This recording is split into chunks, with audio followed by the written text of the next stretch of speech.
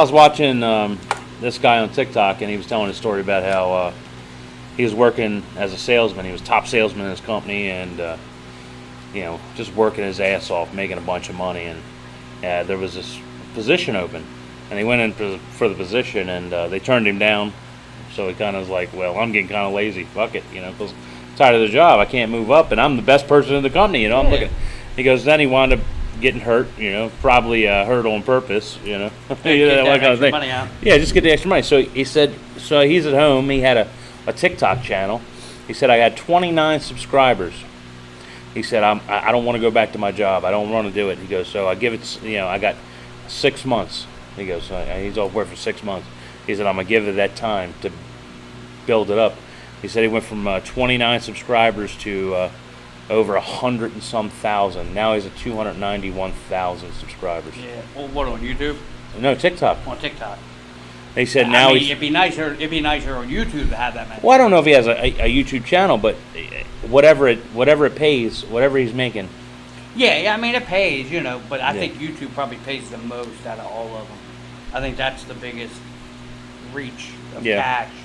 But TikTok's, right there too. Yeah, I know TikTok doesn't pay as much as, and his content he covers is that UFC, the UFC games, and people send him in like rate my knockouts and stuff like that. Yeah. So yeah, I mean it's cool. I mean it's not the same video. It's same video game content over and over again though. Like I'll tell you, you ever watch Street Beefs? The fighting, you brought up fighting, but the Street Beefs. I mean, they got some knockoffs too, but that Street Beefs, man, has been going for a long time. They're on a lot of stuff. What's crazy is if somebody was fighting in the street and you filmed it and you put it on TikTok, they're taking it down. I guess they're so established as a fighting thing, and UFC, that's allowed. Yeah. Which is crazy. I guess because it's agreed upon and it's not a crime, I guess. Contractual. And I played Disc Room, Devolver games. I think I told you before. I'm gonna start doing Devolver games. I like Devolver games. They're simple usually. Oh yeah, I love Devolver. Enjoyable. One of my favorite companies. Like one part in Disc Room, right? You get to, I guess, secret rooms, gold rooms, because you have a power where you can clone yourself. It's an overtop view where you're running around blades.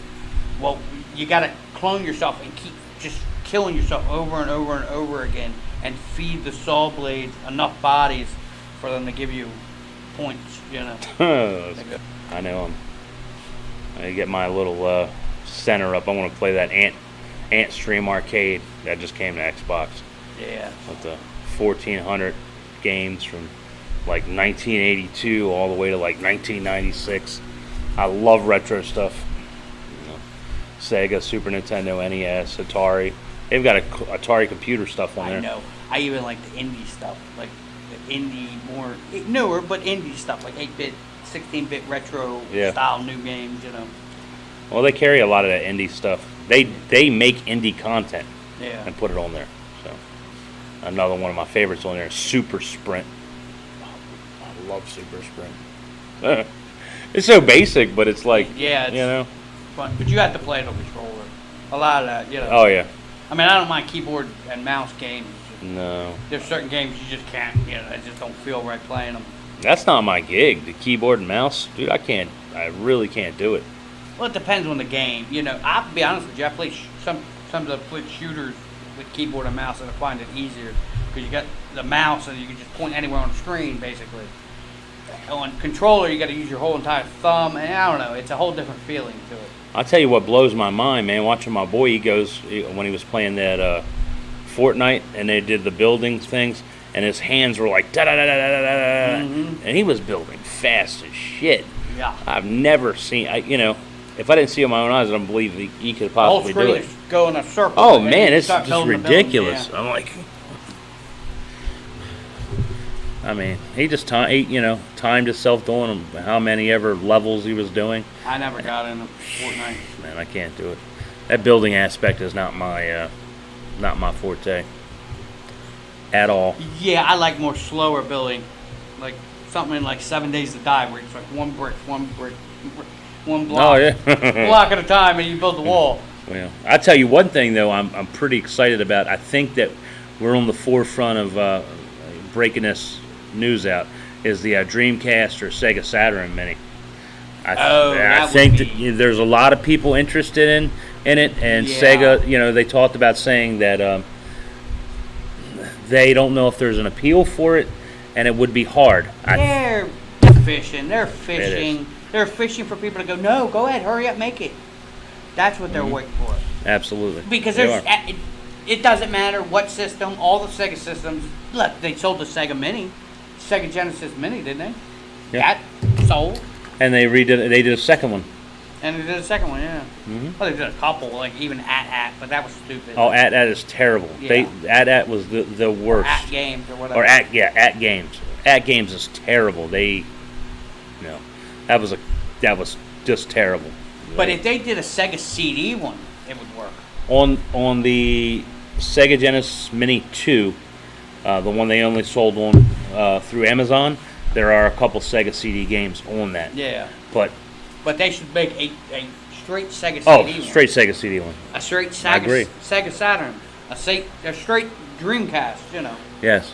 And they might as well get the money out of it now. Sure. Well, the problem is they're not. That's why people emulate so much, because they have all these old games that they don't put out for anybody to buy. If they put it out, people will buy it. They will. Look what they did with the NES, the SNES Mini. Yeah. Yeah. Put the 64 Mini out. Put the GameCube Mini out. People will buy it. I mean, on the secondary market, the NES sells more than what it MSRP that you could buy at the store. And there's so many games. There's so many things that these younger guys or these young players or people never even experienced, and the games are fantastic. Well, They will never experience picking up your video game system and hearing a small piece of plastic rattling around inside of it and not knowing exactly where it came from. you're right. Right. Right. I got a couple on Nintendo games, and like you hear the ching ching ching ching ching Yeah. ching, and I wound up opening them up. And I'm like, man, I hope the board ain't messed up, because I didn't try them out or anything. It's just a piece of plastic broke off on the inside. Yeah. It's like, how did that break? Exactly. It was just malfunction from the manufacturer. That's crazy, man. Probably. That is crazy. Or you'll never know what it feels like, the sound of a spring-loaded game system. The doors or the thing down for an NES. No. And that spring-loaded feel. Like, No, there's a whole different. All this had a whole different feel to it. How you had to set the game system up close to the television because you only had an 8-foot, 6-foot cord that went to your Sega Genesis. Legs all sitting Indian style, numb. Oh yeah. So that's a ton of stuff that we dealt with. It really is. And But it was fun though. It was fun. Nostalgia, Oh, of course it was. I mean, my Staying thing up was, all night playing Mega Man. yeah, trying to sleep, trying to act sick so you could play video games, Games, next day. But I tell you another thing, which is crazy. I've been trying to get into Atari. I don't own an Atari VCS, the new. They come out in 2019, 2020, and I'm looking at getting them. But Atari is really fascinating because All the chances of IPs, too. well, yeah, they went and bought a bunch of different stuff now, Yeah. so they own a little bit of everything. But even their back catalogs to be updated. What game were you playing? You were playing it on Switch. It was like the updated version of Atari game. The guy worked in the museum or something, wasn't it? You guys beat it. Oh, Haunted, and then there's a Yard's Revenge did an update. Yeah, Yours Revenge you were playing. They're going to come out with an update on Food Fight for the Atari 7800. Yeah. I'm waiting for that to come out. That'll be a couple months. That's a couple months away. But Yeah, because I have one of those plug and play like 20 plus games that George Fish, they put out in 2017 or whatever, or 2018. I think they put out like 7 or 8 of those things. Yeah, they put out so many. I don't even know what version I got. But I think Atari's moving in the right direction. At Atari 50th anniversary came out, Game Breaker. That was a good compilation disc.